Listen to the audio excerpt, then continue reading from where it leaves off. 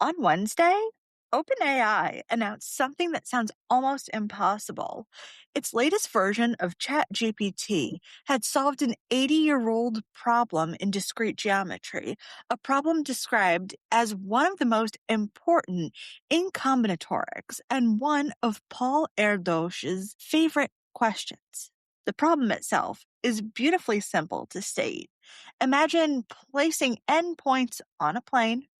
Now ask how many pairs of those points can be exactly 1 unit apart. That's the planar unit distance problem, first proposed by Erdős in 1946. For nearly 8 decades, mathematicians have chipped away at it, tested constructions, chased boundaries, and wondered whether the familiar square grid arrangement was essentially the best way to maximize those unit distance pairs. And now, OpenAI says an internal reasoning model has disproved that long-standing expectation. The model produced an infinite family of examples that improves on the classic square grid construction, and the proof has since been checked by external mathematicians. What makes this result especially striking is not only the mathematics, but how it was found. This was not a specialized geometry engine or a system that was carefully built to attack just one problem.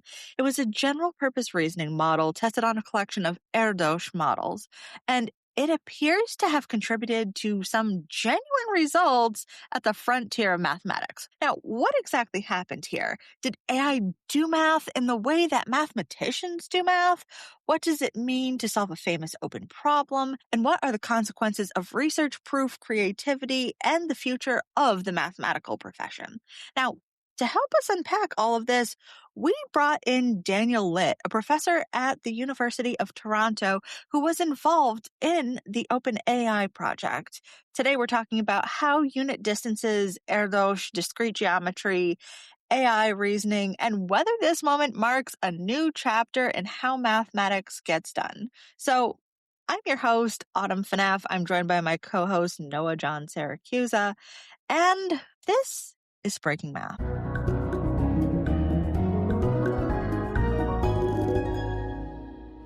Let's start by having you share with us, what was this conjecture before we get to the solution? What was this Erdős problem? Yeah, so let me start by introducing the question. So it's kind of a basic question in discrete geometry, as I understand it. It's this: so you put a bunch of points in the plane, so a two-dimensional configuration of points, and you want to arrange it so that as many as possible of them are exactly distance 1 apart. So maybe the thing you're interested in is like what fraction of the total number of points are exactly distance 1 apart. So Erdős observed that if you take just a grid of points and you rescale it appropriately, you can get a pretty good construction as you increase the size of the grid and scale appropriately. And he conjectured that asymptotically, this is the best possible. So as you get more and more points, the best you can do is just put a grid in the plane. So that was the conjecture. There was a known kind of upper bound on how well you could do, which was a bit worse, a bit better than what Erdős constructed. And a lot of effort was put into improving that upper bound, so trying to get it to match Erdős's construction under the belief that this construction was in fact best possible. And the new result, in fact, it wasn't. So there's now a better asymptotic construction produced more or less autonomously by an internal model at OpenAI. So this isn't related to sphere packing, but I think it had been known for a while what the optimal among lattice packings, so packings that really are more grid-like you're mentioning the other conjecture, that just kind of repeat the same way. We kind of knew what the best one of these grid-like packings is, but it's very, very, very hard, in fact, Fields medal worthy, to prove that there was no better packing if you break this grid pattern and are not a lattice. So I think this is kind of interesting. In this other conjecture, what OpenAI, their chatbot, found is, yeah, there is actually a better solution to this conjecture if you leave the grid world and you enter this more chaotic or fractal-like. That's true, but I think one should actually also think of the new construction as being kind of grid-like in some way. So it's still construction using algebraic number theory. You can think of the grid as being about the Gaussian integers, so z adjoin a square root of -1. And the main idea of the construction is to replace that number system with a more complicated one, or a tower of more complicated ones. So in some sense, actually, what you get is still looks pretty grid-like. Okay. Maybe, a shifted grid or some kind of collection of grids on top of each other. Yeah, but so it's I think there's we still don't actually know what the best construction is. So I actually think there's kind of an interesting question: is like, are the best constructions algebraic in this manner? I see. So that they found a more interesting way to set up a grid that beats the previous one, but we don't know if more progress is possible. So I know we have a lot of folks who are at various levels mathematically. In this case, what does this construction more look like, especially when we're talking about it being on a square grid or packing spheres? And we have to look at things that are essentially optimal. What is that looking like for folks? Yeah, so maybe I can say a little bit about Erdős's original construction, and then Sure. kind of I think once one understands something about that, it's pretty natural. Like in retrospect, the model's construction is kind of natural. Okay, so why is a grid a good idea? So like what does it mean to find a bunch of points that are distance alpha apart, right? What it means is that you can write alpha squared as a sum of two squares, right? Just because the square of the distance between 2 points is, by the Pythagorean theorem, the square of the horizontal distance between them plus the square of the vertical distance between them. So a grid achieves, let's say, the distance square root n a lot if n can be written as a sum of two squares in many ways. And this is a sort of natural number theoretic question that we know a lot about. Like, basically, n can be written as a sum of two squares in many ways if it has a lot of prime factors. Well, really, if its square free part is a product of many primes, which are 1 mod 4. Already you can see some number theory happening there, right? So what you do is you take a big grid, you find an n which can be written as a sum of squares in many ways, and then you rescale it by 1 over root n. So that's Erdős's construction. Now, maybe the observation here, which is kind of very well known to number theorists, is that this fact about writing numbers as a sum of two squares in many ways is related to something called splitting of primes in the Gaussian integers. So you want to understand primes where -1 is a square mod p. And once you say that, well, you can just replace the Gaussian integers with some other ring. And the model's idea is to think about what kind of other rings inside of the complex numbers give you the right behavior. And what I realized is that there was something sort of already in the literature which works well, called a class field tower. So these were discovered by Golod Shafarevich in the 60s. That realization is not obvious. I think it's the main kind of clever observation in the proof. But the actual construction of these towers of number systems, number fields, goes back to the 60s. So really, what the model kind of observed is that by sort of generalizing Erdős's original construction, you can do it a lot better. So to put that in simple terms, it sounds like originally this is a geometry conjecture, but it very naturally translates into very basic number theory, right? Squares and sums and things. Yeah. And essentially what the model did was found much fancier number theory that could kind of get more mileage out of that translation from geometry to number theory. That's basically right. Yeah. Yeah. I mean, I wonder, I think, it is true the number theory is very fancy, but it is pretty classical. It's something I think you would expect most algebraic number theorists to be familiar with. All right. Fancy for us mortals, ordinary Yes. for professional number theorists. So that's the setup. That's more or less where things were left with Erdős. 80 years passes. People mostly, it seems, thought that his conjecture was true. OpenAI's system seemed equally willing to explore it being true or false, and it ended up finding a false, a counterexample. That's right. Do you think if humans had really given false a chance and pursued that? I'm sure people tried to come up with counterexamples. I think this is a big accomplishment. I don't want to downplay it. And I think this kind of judgment is very, very hard to do in retrospect. It is the case that sometimes people just miss, kind of clever, beautiful constructions like this. I think it's plausible. Like, if you'd gotten the right people in a room and said, like, you have to work on this, like, maybe people would have found it. Like, probably, I guess. I think there's a lot of open questions where if you have a Manhattan Project devoted to it, they're going to be solved in a month or two. But one of the amazing strengths of the models is they have a lot of attention. You don't need a Manhattan Project to focus, experts on it. You can just like throw 1,000 problems at them, and sometimes they'll find an answer. And that kind of moves us to, I think, where we want to center the discussion, which is the bigger picture. We're interested in the specific problem, but we're also not. We're interested in the larger conversation. And what we're trying to figure out, I would say, as a mathematical community, us as experts, our audience, everyone, is what's the significance of this finding? Yeah. And I think one of the things we're realizing is, okay, it's not so much if AI is smarter than humans and could do things that we couldn't.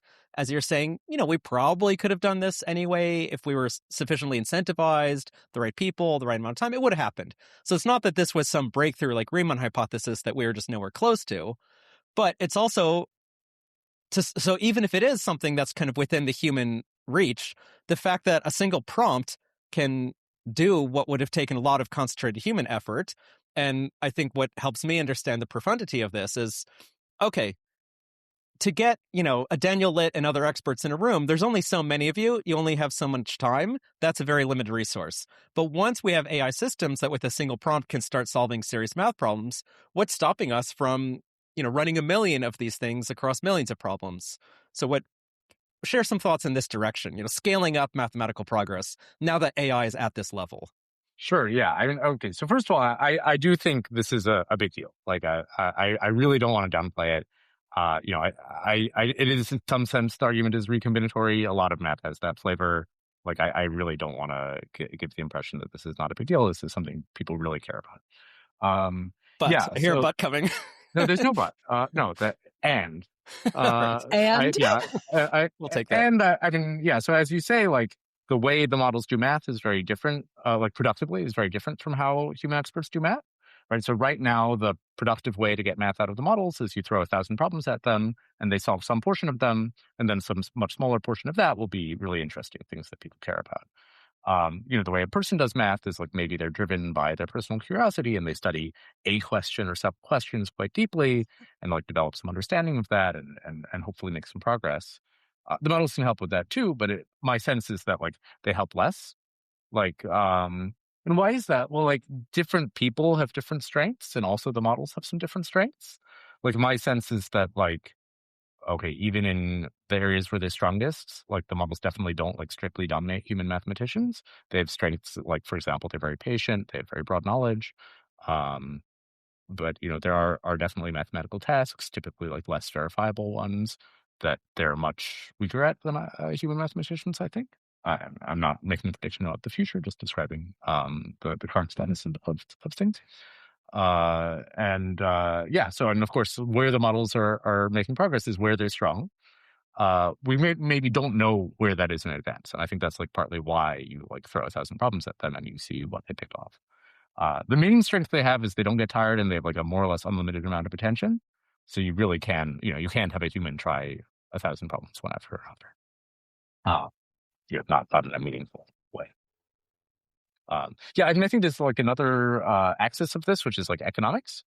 So I think it's fair to characterize this result as like an Annals paper. So Annals is arguably the best journal in mathematics, or one of the top 5 journals in mathematics. I think probably this paper would be were it to be submitted to such a journal, it would be published there or an equivalent place.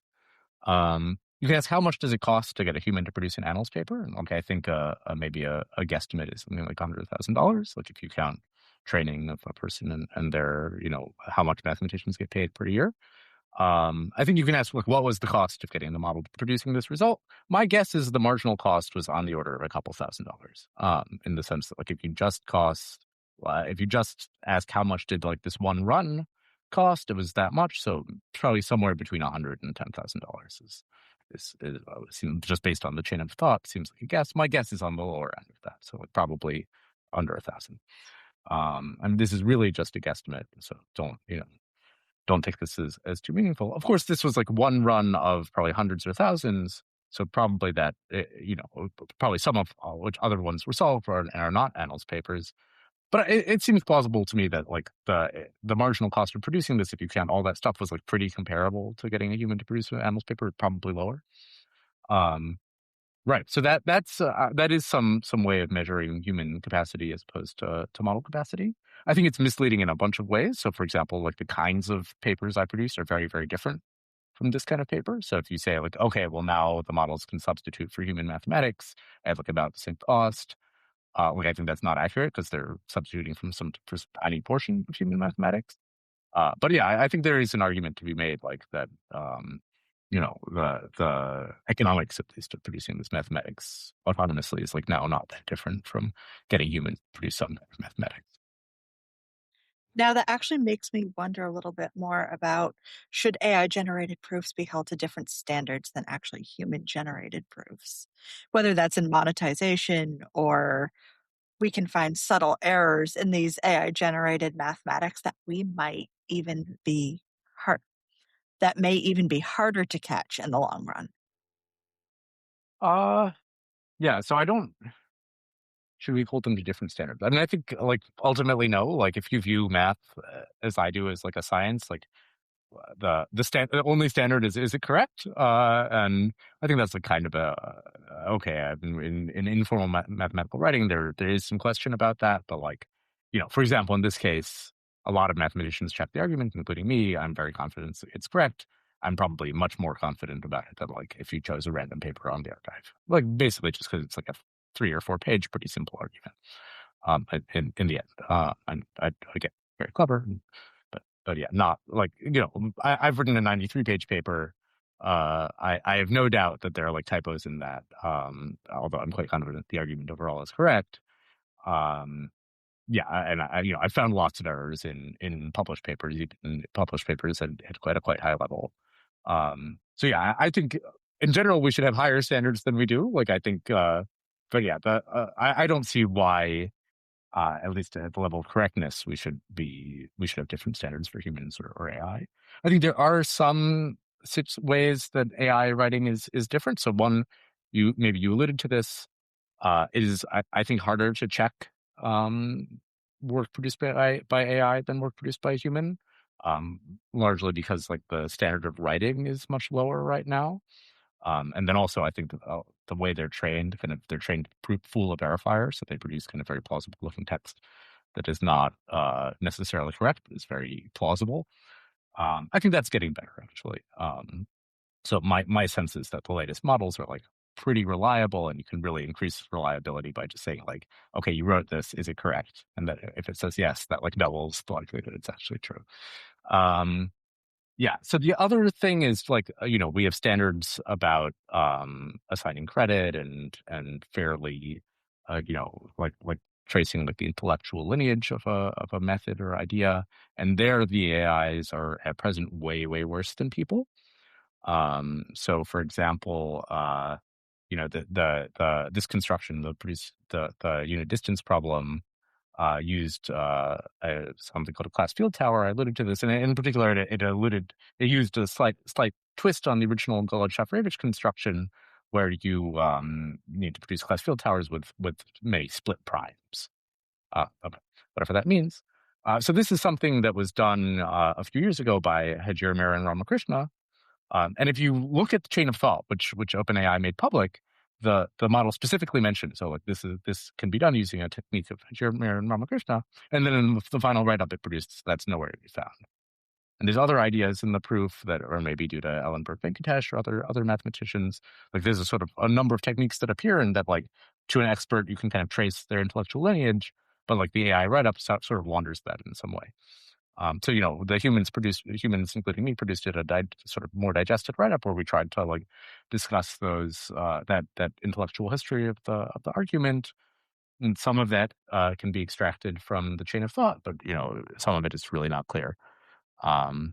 So yeah, I mean, of course, humans are not perfect at assigning credit either. There's like lots of if you ask an academic like do people cite me appropriately? I think you're about to have a pretty pretty rough conversation in general. But there is some question there about like how to write in a way that like you know uh, accurately gives credit. From the point of view of doing good science, like there is a question of like how important that is. But of course, like the development of human capital and like institutions that currently exist, like assignment of credit is pretty important. Now, what about, let's think for a second about the kind of larger corporate portrait here. Basically, I want to ask, why do you think OpenAI is interested, and I think Google and others are interested in solving math problems? I could see some potential answers. One, just to see how smart their AIs are, right? Once it's able to do math problems, everyone thinks math is hard, and to be good at math, you have to be smart. So one is just to sort of benchmark intelligence. One is that there is actual economic value that, they're trying to build the next Einstein. And once you have Einsteins, you have a lot of innovation. I Did could see another being Einstein sort have of press economic release. Like, value? it's an easy way to brag that we're winning the AI race if our models are solving harder problems than your models. So, but I'm curious, what's your take? Yeah, so I think that the factors you mentioned are part of it. Like certainly, like I think the C-suite of these companies probably mostly cares about PR. Um, from the point of view of actually training the models, my understanding is that like it's been a general pattern that training techniques that help the models do well on math generalize. So, for example, that Amy was a middle school or high school math contest. That was sort of one of the earlier math benchmarks, and the methods that were used to saturate that benchmark seem to have like basically broadly generalized to make the model smart in general. And I think that's sort of a general pattern that my understanding from talking to people at the labs is that they feel that making the models better at math helps them develop techniques that generalize to other valuable outputs. Um, I think actually another reason is just like there are a lot of mathematicians employed at the labs and they like math, and so they're trying to do cool math. That's my favorite reason for the frontier labs focusing on this thing. Like, there's a lot of I have friends at the labs who are very serious mathematicians, and like I think they're just really excited to do some cool math. The That's my favorite reason. I'm a little less, excited about the PR extravaganza and hype machine. Like if a human were to solve the unit distance problem, the way it would be announced is they would post a paper to archive, and they wouldn't have video with stirring background music and stuff. Probably there would be like a quant article about it. But, Um, let me zoom in on that last point you're making, that your personal interest in this. I think that's really great. And I just want to amplify one aspect. There's this horrible phrase that we hear in the academic math community whenever someone leaves academia, whether as a grad student or a professor, doesn't matter at any level, we say they're leaving math. And this yeah, infuriates me because very often they get a job where they are very much doing math. They did not right, leave math, they left academia. So I think right, what you're pointing out is this is a great illustration where someone can leave academic math and still do profound research that's yeah, the same kind of research we're doing in academia. for So it's sure. just I one think more way one where you don't have to leave math, just you can leave one employment sector, but you're not leaving math. Right. Yeah, I mean, like one cool thing about this is like historically, it's been kind of unusual for there to be jobs outside of academia where you can really do fundamental math research. So like Bell Labs and Microsoft Research are examples, but there have not been so many. And now I think the labs have produced a space for this. I think you're still kind of beholden to commercial interests a little bit more than you are in academia. But yeah, there's definitely cool math happening at I those places. I think that we're actually missing a big point on why they're interested in research. Beyond this, we've got two critical things that hold a lot of our infrastructure together. And it's all based on a lot of post quantum cryptography. So the more that we can solve these algorithmic problems in public and or private, a lot of institutions, like NIST, for example, Dr. Dustin Moody is one of the heads of post quantum cryptography at NIST, and they put on hackathons for people to solve the algorithm because we're looking for the next largest prime number or something even larger. So we have a lot of data encryption, everything from our bank structures to just coding up a secure line. That's all on post quantum cryptography. So the fact that we're interested in a lot of math and number theory, it's the stuff that we essentially need to have for foundations to be able to better our security. Some of this stuff is not going to be public. Well, to better our security or to crack the security that's out there, it could go Yes. both ways. But Sure. that's a Yeah. very I So good mean, it's point. I think at least so far, my sense is that AI tools have not really had a significant impact on those areas. But yeah, I'm sure like all areas of math, eventually they'll be have some kind of impact on But that kind of it thing. does. I think Autumn's right. Like it absolutely seems like a direction that there is a lot of interest and mindfulness that they might be heading towards. Sure. Sure. I mean, we've seen this already on the computer science side, like with Claude's mythos, Anthropic's mythos of here's a system that can expose all these vulnerabilities in more computer science sense of like, oh, you're using some open source software that has this vulnerability no one noticed. And I think Autumn's hinting at a really interesting point here, which is we also a lot of our infrastructure relies on mathematics and number theory. Sure. And there may be vulnerabilities there that we haven't uncovered, and That AI would may be very be the one that gets us interesting. there. Yeah. Great point. What's one thing that you want people to know about using AI and technology to improve their mathematical ability and understanding? And what should they be aware of or maybe wary of? Yeah, I mean, it's a big question. So definitely one thing is just it's a really exciting time right now. Like, I think we're about to see a vast increase in the available attention uh, we have to aim at interesting mathematical problems. So I think we should expect a lot of exciting results in the next few years.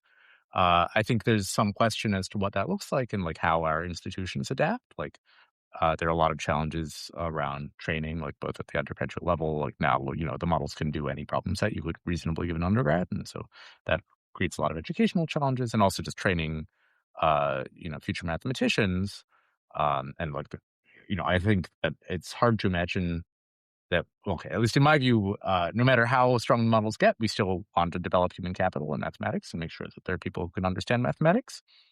And I think there are real challenges in adapting our current institutions to increasing model capabilities. And so, yeah, my hope is that listeners think about that and think about what kind of what human capital in mathematics should look like in the next few years, and how our institutions should adapt to changing technology in the area. Let me just ask a quick follow-up on that. Do you think that every math student at various levels, undergrad, grad, needs to learn how to use LMs at this point, or could one have a successful career ignoring them entirely? Well, I think you definitely cannot ignore them. It's definitely like, if capabilities were to freeze right now exactly where they are, maybe you could. They're not going to freeze. I mean, the models are rapidly getting better, and there's no sign that that's slowing down. As for whether you have to learn to use them, I mean, they're pretty easy to learn. You just, it's like talking to a person. So yeah, I don't think there's some amount of skill involved, and I guess Codex is an app with various menus and so on that one needs to know what the buttons mean. But it's something you can pick up in a few hours. But yeah, I But it think is people should. becoming a central part of the toolkit of every For working sure, yeah, mathematician. yeah. And I use AI tools all the time, and I think it's yeah, I wouldn't say, in my view, one of the fundamental goals of mathematics is human understanding. Like, I'm in it because there are certain fundamental questions I want to understand the answers to. Um, and like an LLM or whatever, any kind of technology or another person cannot understand something for you. Like you just have to put in the work. I think there are a lot of ways that LLMs and other, technology can help with that. But it's not a substitute.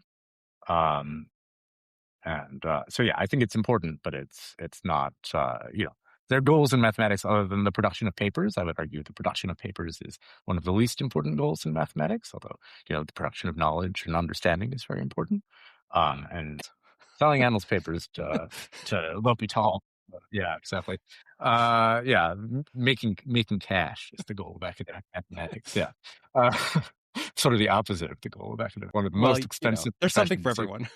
Yeah, yeah. I think being an academic mathematician is one of the most expensive professions you can go into in terms of opportunity cost.